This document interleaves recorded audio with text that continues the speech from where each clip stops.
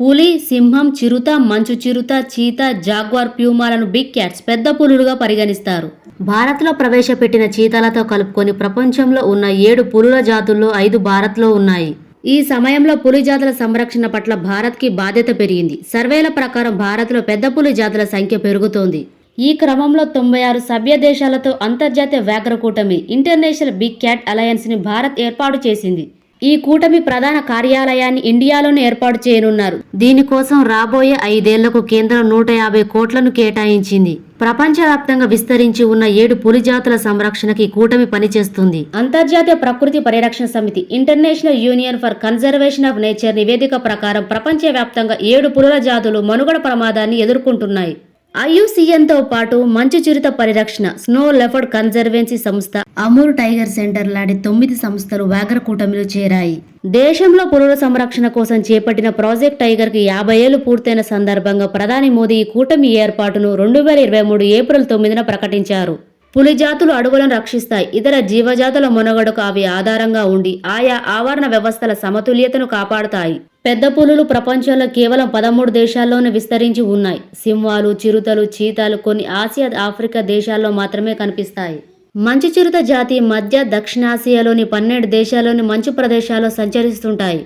Jaguar, ప్యూమాలు కొన్ని ఉత్తర, దక్షిణ America దేశాలలో మాత్రమే కనిపిస్తాయి. ప్రపంచవ్యాప్తంగా 100 సంవత్సరాల క్రితం వరకు 2 లక్షల సింహాలు ఉండేవి. ప్రస్తుతం వాటి సంఖ్య 20,000. ఆసియా సింహాలు భారత్లో 600 మాత్రమే మిగిలి ఉన్నాయి. ప్రపంచవ్యాప్తంగా ఉన్న మంచు చిరుతల జనాభా 6,000 అంచనా వేస్తున్నారు. మంచు చిరుతల ఆవాసాలు అత్యధికంగా చైనాలో ఉన్నాయి. వాటిని ఎక్కువగా చైనాలోనే వేటాడుతారు. మంచు చిరుతల జనాభా తగ్గిపోవడానికి మంచు కరిగిపోవడం, ఆవాసాలు దెబ్బతినడం, వేటాడడం ప్రధాన కారణాలు. 100 సంవత్సరాల క్రితం ప్రపంచవ్యాప్తంగా పులుల సంఖ్య 1,00,000 ఉండేది. ప్రస్తుతం వాటి సంఖ్య 5,000.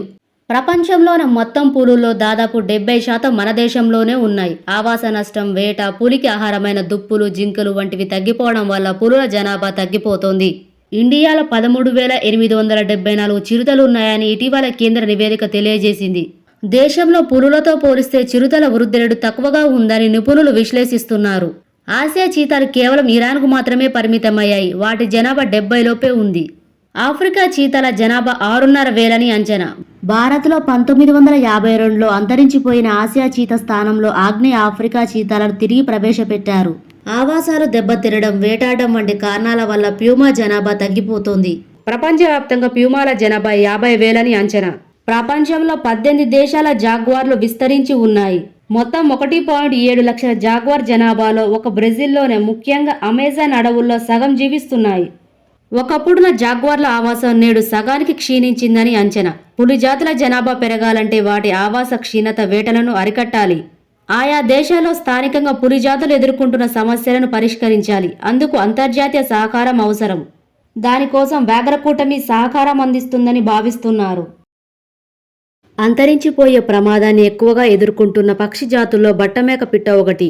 ఈ జాతి పక్షులు భారత్, పాకిస్తాన్లలో విస్తరించి ఉన్నాయి. 1969లో ఈ పక్షుల సంఖ్య 1,200కు పైగా ఉండేది. ప్రస్తుతం వీటి సంఖ్య 200కు పడిపోయింది. వీటిలో 80% రాజస్థాన్, గుజరాత్లోనే ఉన్నాయి. ఆంధ్రప్రదేశ్ ప్రస్తుత నంద్యాల జిల్లాలోనూ బట్టమేక పక్షుల జాడ కనిపిస్తోంది. వాటి జీవనానికి కీలకమైన విశాల మైదాన ప్రాంతాలు, పచ్చిక బయలు రోజురోజుకు తరిగిపోతున్నాయి. పచ్చిక బయలను వ్యవసాయ భూములుగా మార్చడం, విశాల మైదాన ప్రాంతాలలో నిర్మాణాలు విస్తరించడం వల్ల వాటి ఆవాసాలు దెబ్బతింటున్నాయి. ఈ పక్షులను వేటాడడం కూడా వీటి సంఖ్య తక్కువ కావడానికి కారణం.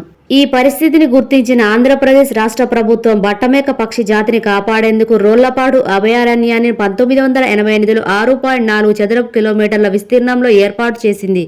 ఆ తర్వాత మరో 4 ఎకరాలను రైతుల నుంచి సేకరించి ఈ అభయారణ్యాన్ని విస్తరించింది. బట్టమేక పిట్ట సంరక్షణ కోసం ఏర్పాటు చేసిన పచ్చిక బయళ్ళ అభయారణ్యం ఇది. ఆంధ్రప్రదేశ్లో 1988లో సుమారు 25 బట్టమేక పక్షులు ఉండేవి. ప్రస్తుతం 2-3 మాత్రమే కనిపిస్తున్నాయని అటవీ శాఖ అధికారులు చెబుతున్నారు. అవి ఆడపక్షులు కావడంతో వాటి సంతతి వృద్ధి చెందడం లేదు. రాజస్థాన్ రాష్ట్ర అటవీ శాఖ ద్వారా అక్కడి నుంచి 2 మగ బట్టమేక పక్షులను ఆంధ్రప్రదేశ్కు తీసుకొచ్చేందుకు 2019లో ప్రయత్నాలు ప్రారంభమయ్యాయి. రాజస్థాన్ గవర్నమెంట్ చేపట్టిన బట్టమేక పిట్ట రక్షిత పునరుత్పత్తి కార్యక్రమం విజయవంతమైతే మగ పక్షులను ఆంధ్రప్రదేశ్కు తీసుకువచ్చే అవకాశం ఉంటుంది. ప్రతి ప్రాణి ఆవరణ వ్యవస్థలో తనదైన పాత్ర పోషిస్తుంది. కీటకాలతో పాటు ఎలుకలు, తొండలు వంటి చిన్న చిన్న క్షీరదాలు, సరీసృపాలను బట్టమేకపిట్ట ఆహారంగా తీసుకొని ఆవరణ వ్యవస్థలో వాటి సంఖ్యను నియంత్రిస్తుంది. బట్టమేకపిట్టని ఇంగ్లీష్లో ది గ్రేట్ ఇండియన్ బస్టర్డ్ గా పిలుస్తారు. ఈ పక్షి 3.5 నుంచి 4 అడుగుల ఎత్తు దాకా పెరుగుతుంది. దీని రెక్కలు పూర్తిగా విప్పినప్పుడు సుమారు 5 అడుగుల పొడవు ఉంటుంది. దానివల్ల విద్యుత్ ఉత్పత్తి కేంద్రాల నుంచి కరెంటు సరఫరా కోసం ఏర్పాటు చేసిన అధిక వోల్టేజ్ తీగల బారిన పడి ఈ జాతి పక్షులు ప్రాణాలు కోల్పోతున్నాయి. ఈ క్రమంలో గుజరాత్, రాజస్థాన్లలో బట్టమేక పక్షి ఆవాస ప్రాంతాల్లో అధిక వోల్టేజ్ విద్యుత్ తీగలను భూగర్భంలో ఏర్పాటు చేయాలని 2021లో సుప్రీంకోర్టు తీర్పునిచ్చింది. అయితే 2030 నాటికి దాదాపు సగం విద్యుత్ని సోలార్ పవర్, విండ్ పవర్ లాంటి రెన్యూవబుల్ సోర్సెస్ మార్గాల్లో ఉత్పత్తి చేయాలని భారత్ లక్ష్యంగా పెట్టుకుంది. ఇలాంటి పరిస్థితుల్లో మొత్తం విద్యుత్ లైన్లను భూగర్భంలో వేయడం సాధ్యం కాదు. ఇండియా పర్యావరణ హితకరమైన ఇంధన లక్ష్యాల మధ్య సమన్వయం సాధించేందుకు సుప్రీంకోర్టు తాజాగా కీలక నిర్ణయం తీసుకుంది.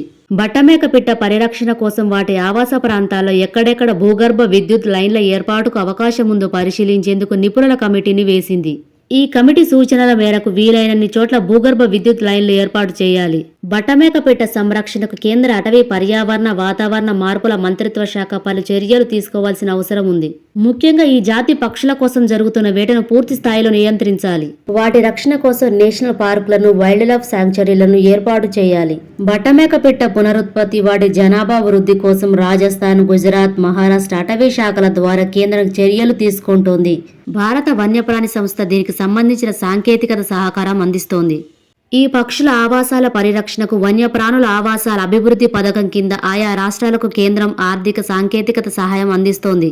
ఈ పథకానికి కేటాయింపులు పెంచాల్సిన అవసరం ఉంది. జైసల్మేర్లో ఉన్న నేషనల్ కన్జర్వేషన్ బ్రీడింగ్ సెంటర్లో ఆర్టిఫిషియల్ ఇన్సెమినేషన్ ద్వారా బట్టమేక పిల్లను పుట్టించారు. ఒక ఆడ బట్టమేక పిట్ట ఒక పునరుత్పత్తి కాలానికి ఒకే ఒక గుడ్డును పెడుతుంది. బాగా వర్షాలు పడి వాతావరణ పరిస్థితులు అనుకూలంగా ఉన్నప్పుడు కొన్ని ఆడబట్ట మేకపిట్టలు 2 గుడ్లను కూడా పెడతాయి. ఇలా తక్కువ సంఖ్యలో నేల మీద గుడ్లు పెట్టడంతో ఇవి వేటకు గురయ్యే ప్రమాదం ఉంది. రాష్ట్రంలో పక్కదారి పడుతున్న రేషన్ బియ్యం ఎక్కువ శాతం బీర్ల తయారీ బేవరేజెస్ కంపెనీలకు వెళుతుంది. నేరుగా రేషన్ బియ్యాన్ని రవాణా చేస్తే పోలీసులకు చిక్కుతామన్న భయంతో బియ్యాన్ని నూకగా మార్చి మన రాష్ట్రంతో పాటు మహారాష్ట్ర, కర్ణాటక ప్రాంతాల్లోని బీర్ల తయారీ కంపెనీలకు టన్నుల కొద్ది సరఫరా చేస్తున్నారు. దొడ్డి బియ్యంలో గంజి శాతం ఎక్కువగా ఉంటుంది. దీంతో మిగతా పదార్థాలతో కలిసి త్వరగా పులుస్తుంది. తక్కువ ధరకే వస్తుండడంతో బేవరేజెస్ కంపెనీలు వీటి కొనుగోలుపై ఆసక్తి చూపుతున్నాయి. ప్రపంచంలో అత్యంత ఎత్తైన యుద్ధభూమిగా పేరున్న సియాచిన్ హిమనీనదం వద్ద విధులు నిర్వహించే సైనికులకు హైస్పీడ్ ఇంటర్నెట్ సేవలు అందుబాటులోకి వచ్చాయి. జియో టెలికాంతో కలిసి -40°C ఉష్ణోగ్రత ఉన్న సియాచిన్లో తొలి 5G మొబైల్ టవర్ను విజయవంతంగా ఏర్పాటు చేశారు. సవాళ్లతో కూడిన పరిస్థితుల నడుమ సేవలందించే మన వీర సైనికులకు ఈ సేవలు అంకితమని ఎక్స్లో పోస్టు పెట్టారు. జియో పరికరాలను వాయు మార్గంలో సియాచిన్కి తరలించడానికి, అమర్చడానికి భారత సైన్యం చాలా సహకరించినట్లు రిలయన్స్ జియో అధికార ప్రతినిధి తెలిపారు. దీంతో 16,000 అడుగుల ఎత్తున కనెక్టివిటీ అందుబాటులోకి వచ్చిందన్నారు. ప్రపంచంలో అత్యంత ఖరీదైన ఉప్పు వెదురు ఉప్పు. ఇందులో ఎన్నో ఔషధ గుణాలు ఉంటాయని చాలా మంది నమ్ముతుంటారు. దీంతో వెదురు ఉప్పును వంటలో భాగం చేసుకుంటున్నారు. అందుకే ఈ వెదురు ఉప్పు, బాంబూ సాల్ట్ కు ధర మార్కెట్లో కేజీ 20,000 నుంచి 30,000 వరకు ఉంటుంది. ఈ ఉప్పును మార్కెట్లోకి తీసుకొచ్చేందుకు ఉత్తరాఖండ్ ప్రభుత్వం సిద్ధమవుతుంది. ప్రస్తుతం ఈ ఉప్పు తయారీపై ట్రయల్స్ జరుగుతున్నాయి. మొదట్లో కొరియన్ ప్రజలు వెదురు ఉప్పును వాడేవారు. అందుకే దీనిని కొరియన్ సాల్ట్ గా పిలుస్తారు. ఇప్పుడు ఈ ఉప్పుకు ప్రపంచవ్యాప్తంగా డిమాండ్ ఏర్పడింది. వెదురు బొంగులో తయారు చేస్తారు కాబట్టి దీన్ని బాంబూ సాల్ట్ అని పిలుస్తారు. బాంబూ సాల్ట్ తయారు చేయడానికి సముద్రపు ఉప్పును వెదురు డబ్బాల్లో ప్యాక్ చేసి పసుపు రంగు మట్టితో సీల్ చేస్తారు. ఈ మిశ్రమాన్ని ఇనుప ఓవెన్లో బేక్ చేసి ఫైన్ చెట్ల మంటలో కాల్చుతారు. ఈ వెదురు ఖండంలో కొరియా వెస్ట్ కోస్ట్ నుండి ఉత్పత్తి చేయబడిన బే సాల్ట్తో నింపి ఎర్ర బంక మట్టితో మూసివేస్తారు. పైన్ చెట్టు కట్టలతో ఒక బట్టిలో కాల్చుతారు. దీన్ని బయటికి తీసి పొడి చేసి మళ్లీ వెదురు కాండంలో తిరిగి ప్యాక్ చేస్తారు. బేకింగ్ సమయంలో ఉప్పు ఒక ప్రత్యేకమైన తీపిని తెచ్చే వెదురు భాగాలను గ్రహిస్తుంటుంది. దీన్ని గాంబ్రోజాంగ్ ఫ్లేవర్ అంటారు. బేకింగ్ ఉప్పును ముదురు చేస్తుంది. 9వ బేకింగ్ ప్రక్రియ అత్యధిక ఉష్ణోగ్రతను ఉపయోగిస్తుంది. 1000°C కంటే ఎక్కువ. తర్వాత వెదురు ఉప్పులో నీలం, పసుపు, ఎరుపు, తెలుపు మరియు నలుపు స్ఫటికాలు ఉంటాయి. 1500°C కంటే ఎక్కువ ఉష్ణోగ్రతతో బాగా కాల్చిన వెదురు ఉప్పుకు పర్పుల్ కలర్ వస్తుంది. దీన్ని పర్పుల్ వెదురు ఉప్పు అని పిలుస్తారు. ఈ పర్పుల్ కలర్ బెస్ట్ క్వాలిటీని సూచిస్తుంది. వెదురు ఉప్పు యొక్క నాణ్యత రంగు ద్వారా మాత్రం నిర్ణయించలేదు. దాని స్ఫటిక నిర్మాణం మరియు గట్టిదనం ద్వారా నిర్ణయించవచ్చు. రెండో ప్రపంచ యుద్ధ కాలం నుంచి గ్రీన్లాండ్లో అమెరికా వైమానిక స్థావరం ఉంది. యుద్ధకాలంలో సోవియట్ నుంచి, తర్వాత ఉక్రెయిన్ యుద్ధంలో రష్యా నుంచి ముప్పును ఎదుర్కోవడానికి నాటో సైనిక కూటమి తరపున అమెరికా స్థావరాన్ని నిర్వహిస్తోంది. Greenland, Canada, Alaska, Norway, Sweden, Finland, Denmark, రష్యాలు అతి శీతల ఆర్కిటిక్ మహాసముద్ర ప్రాంతంలో ఉన్నాయి. ఇప్పుడు వేసవిలో ఆర్కిటిక్ మహాసముద్ర మంచు దశాబ్దానికి 12.2% చొప్పున కరిగిపోతుంది.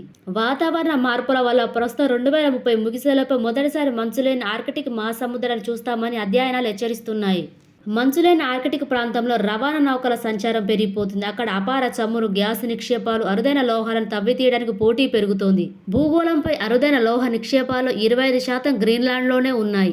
వాతావరణ మార్పుల గురించి దృష్టి పెట్టని ప్రధాన దేశాలు ఆర్కిటిక్లో మంచు కరిగిపోతే అక్కడ చమురు, గ్యాస్, ఖనిజ నిక్షేపాలను తవ్వుకోవచ్చని ఎదురు చూస్తున్నాయి.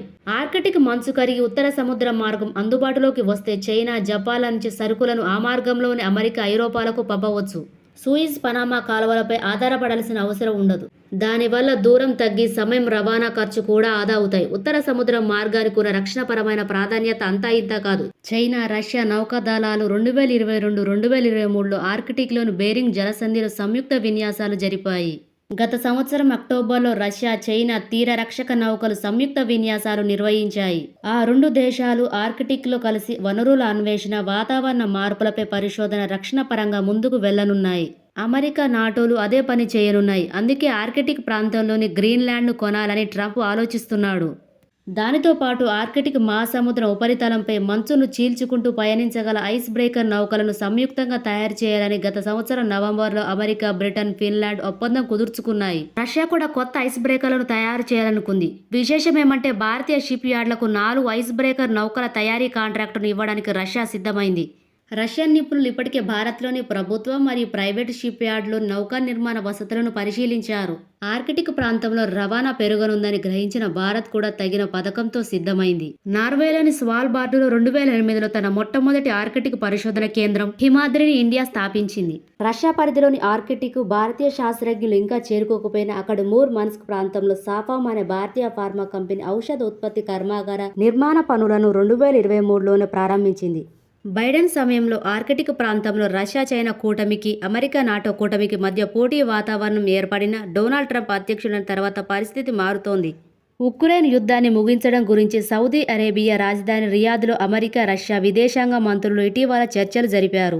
ఆ సందర్భంగా ఆర్కిటిక్లో వనరుల అన్వేషణకు అమెరికాతో సంయుక్త ప్రాజెక్టులు చేపట్టడానికి సిద్ధమని రష్యా ప్రతిపాదించింది.